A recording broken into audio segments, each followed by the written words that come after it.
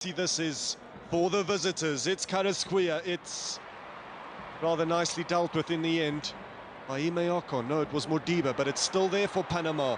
Maybe it might break for one of the centre-halves. The struck is taken on. Ron Williams is down, and it's in the back of the net. The header was won. The second ball again by the determined centre-half, Cordoba. And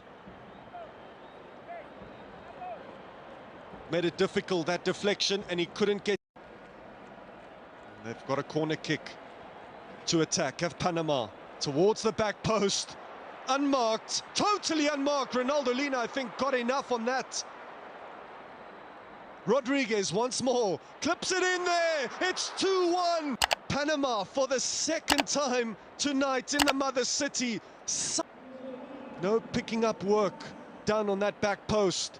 And Renaldo Lina was a helpless goalkeeper when the second ball came around, and it was eventually put away by Giovanni Ramos.